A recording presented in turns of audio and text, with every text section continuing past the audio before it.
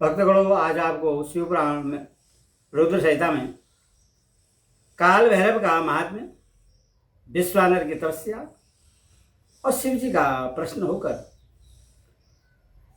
उनकी पत्नी सुचेष्टमती के गर्भ से उनके पुत्र रूप में प्रकट होने का उन्हें वरदान देना, यह कथा आज आपको शिवपुराण सुना रहा हूँ।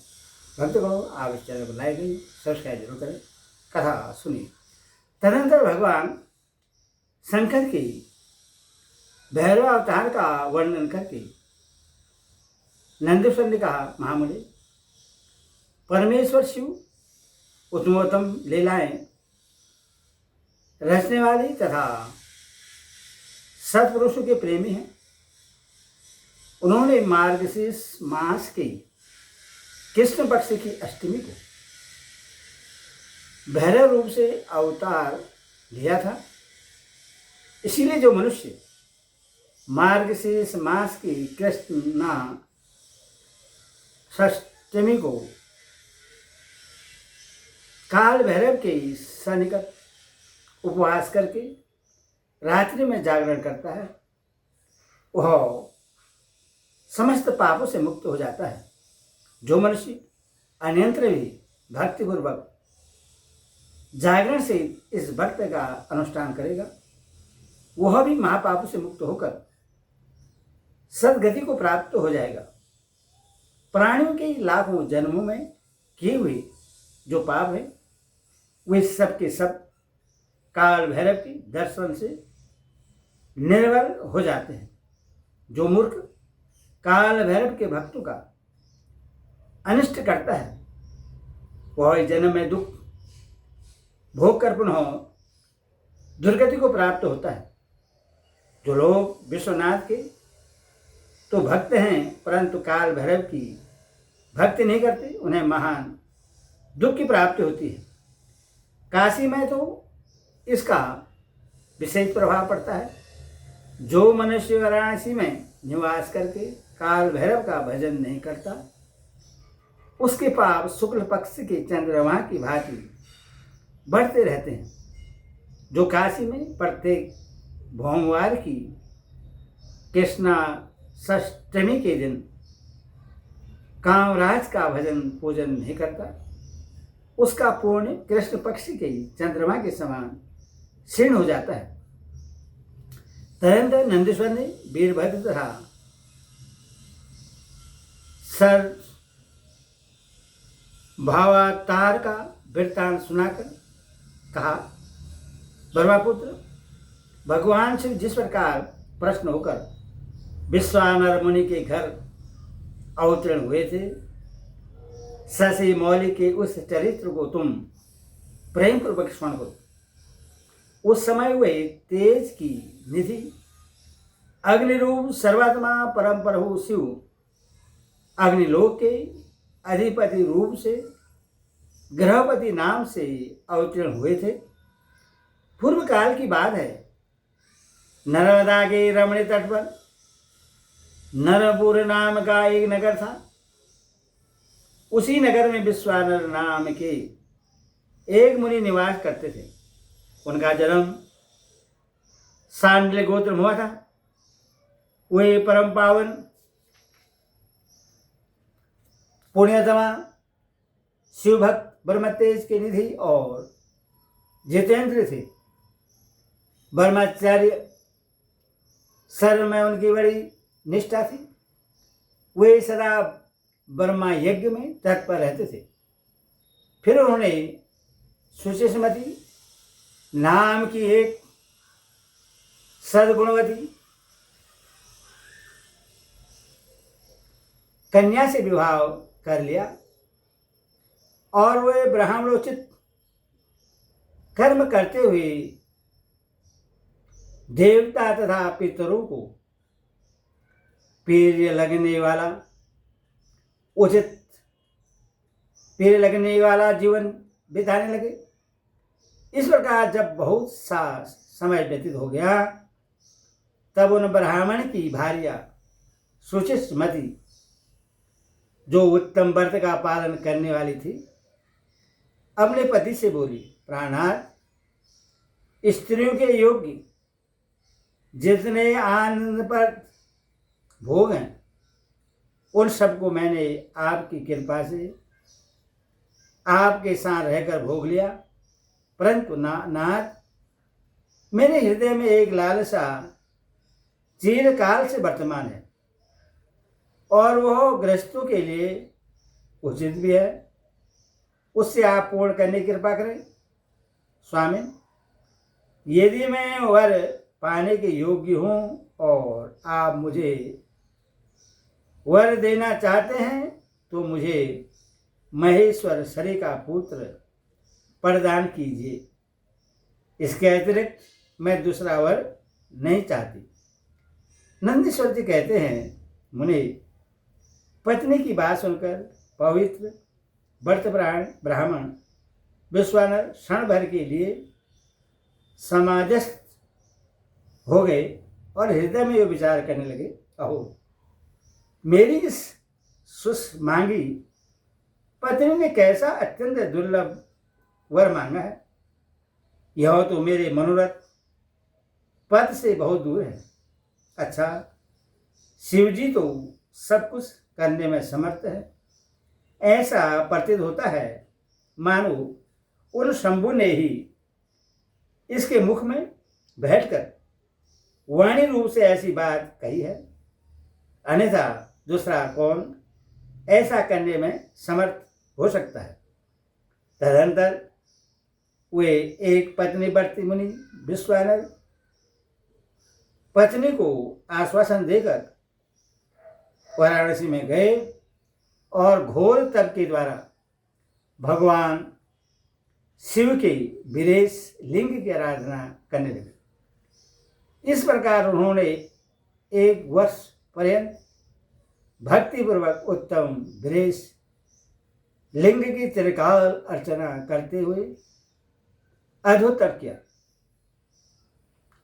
13वां मास आने पर एक दिन वे दिस पर प्रातःकाल तिरुपति गामिनी गंगा के जल में स्नान करके जो ही विरेश के निकट पहुंचे, त्यों ही उन तपोधन को उस लिंग के मध्य एक अष्टवर्षीय विभूति भूषित बालक दिखाई दिया। उस नग्न शिशु के नेत्र कानों तक फैले हुए थे, होंठों पर गहरी लालिमा छाई हुई थी, मस्तक पर पीले रंग की सुंदर जटा सुशोभित थी और मुख पर हंसी खेल रही थी। वह सैसो चित्त अलंकार और चिताभस्म धारण किए हुए था तथा अपनी लीला से हंसता हुआ श्रुति सूक्तों का पाठ कर रहा था। उस बालक को देखकर विश्वानर मुनि कृतार्थ हो गए और आनंद के कारण उनका शरीर रोमांचित हो उठा तथा बारंबार नमस्कार है यो कहकर हृदयोद्गार फूट पड़ा। फिर वह अभिलाषा पूर्ण करने वाले 8 पदों द्वारा बाल रूपधारी परमानंद स्वरूप शंभु का स्तवन करते हुए बोले। विश्वानंद ने कहा, भगवान, आप ही एकमात्र अजित ब्रह्मा है। यह सारा जगत आपका ही स्वरूप है। यहाँ अनेक कुछ भी नहीं है। यह बिल्कुल सत्य है कि एकमात्र रुद्र के अतिरिक्त दूसरे किसी की सत्ता नहीं है।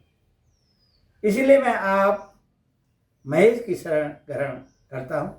शंभु, आप ही सबके कर्ता हरता है तथा जैसे आत्मधर्म में एक होते हुए भी अनेक रूप से दिखता है, उसी प्रकार आप भी एक रूप होकर नाना रूप में व्याप्त हैं। फिर भी आप रूप रहित हैं। इसीलिए आप ईश्वर के अतिरिक्त मैं किसी दूसरे की शरण नहीं ले सकता। जैसे रंजू में सर्प, सीपे में चांदी और मृग मरीचिका में जल प्रभाव का भान मिथ्या है। उसी प्रकार जैसे ज्ञान लेने पर यह विश्व प्रपंच मिथ्या भाषित होता है, उन महेश्वर की मैं शरण लेता हूँ। शंभु, जल में जो शीतलता, अग्नि में दाहकता, सूर्य में गर्मी, चंद्रमा में आहतकारिता, पुष्प में गंध और दुग्ध में घी वर्तमान है, वह आपका स्वरूप है। अतः मैं आपकी शरण हूं। आप कान रहित होकर शब्द सुनते हैं, नासिकाविहीन होकर सूंघते हैं, पैर न होने पर भी दूर तक चले जाते हैं, नेत्रहीन होकर सब कुछ देखते हैं और जिहारहित होकर भी समस्त रसों की ज्ञाता है। भला आपको सम्यक रूप से कौन जान सकता है? इसलिए मैं आपकी शरण में जाता हूँ।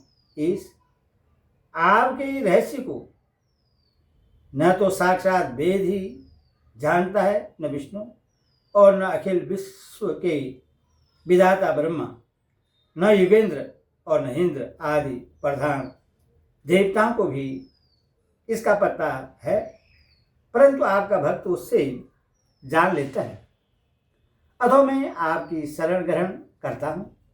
इस न तो आपका कोई गोत्र है, न जन्म है, न नाम है, न रूप है, न शील है और न देश है। ऐसा होने पर भी आप त्रिलोकी के अधीश्वर तथा संपूर्ण कामनाओं को पूर्ण करने वाले हैं। इसीलिए मैं आपका भजन करता हूँ। समरारे आप सर्वस्वरूप है। यह सारा विश्व प्रपंच आपसे ही प्रकट हुआ है। आप गौरी के प्राणनाथ, दिगंबर और परम शांत हैं। बाल, युवा और वृद्ध रूप में आप ही वर्तमान हैं। ऐसी कौन सी वस्तु है जिसमें आप व्याप्त न हो? अतः मैं आपके चरणों में नतमस्तक हूँ। नंदीश्वर कहते मुने, यो स्तुति करके विप्रवर विश्वानर हाथ जोड़कर भूमि पर गिरना ही चाहते थे। तब तक संपूर्ण वृद्धों के भी वृद्ध बाल रूपधारी शिव परम हर्षित होकर उन भूदेव से बोले। बाल रूपी शिव ने कहा, मुनिश्रेष्ठ विश्वानर, तुमने आज मुझे संतुष्ट कर दिया है। भूदेव, मेरा मन परम प्रसन्न हो गया है। अतः अब तुम उत्तम वर मांग लो। यह सुनकर मुनिश्रेष्ठ विश्वानर कृतकृत हो गए और उनका मन हर्षमग्न हो गया। तब वे उठकर बाल रूपधारी शंकर जी से बोले।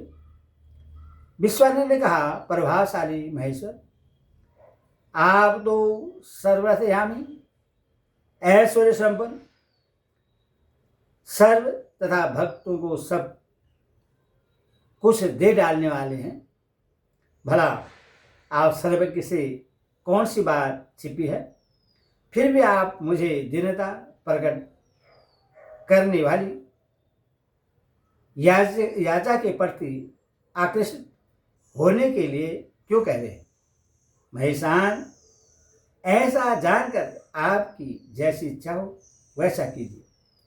नंदीश्वर जी कहते हैं, मुनि, पवित्र व्रत में तत्पर विश्वानर के उस वचन को सुनकर पावन शिशु रूपधारी महादेव हंसकर सोचे विश्वानर से बोले। सोचे, तुमने अपने हृदय में अपनी पत्नी सुषमति के प्रति जो अभिलाषा कर रखी है वह निसंदेह थोड़े ही समय पूर्ण हो जाएगी। महामते, मैं सुषमति के गर्भ से तुम्हारा पुत्र होकर प्रकट होऊंगा। मेरा नाम ग्रहपति होगा। मैं परम पावन तथा समस्त देवताओं के लिए पेरी होगा। जो मनुष्य 1 वर्ष तक शिव जी के सनिकट तुम्हारे द्वारा कथित इस पूर्णिमाई अभिलाषा षष्टक स्रोत्र का तीनों काल पाठ करेगा, उसकी सारी अभिलाषाएं यह पूर्ण कर देगा। इस स्रोत्र का पाठ पुत्र, पौत्र और धन का प्रदाता, सर्वथा शांतिकारक, सारी विभूतियों का विनाशक, स्वर्ग और मोक्ष रूप संपत्ति का कर्ता तथा समस्त कामना को पूर्ण करने वाला है। निसंदेह यह अकेला ही समस्त स्रोत्र के समान है। नंदीश्वर जी कहते मुने, इतना कहकर बाल रूपधारी शंभु जो सत्पुरुषों की गति है अंतर्ध्यान हो गए। तब विप्रवर विश्वानर भी प्रसन्न मन से अपने घर को लौट गए। ओम नमः शिवाय, ओम नमः शिवाय, ओम नमः शिवाय, ओम नमः शिवाय।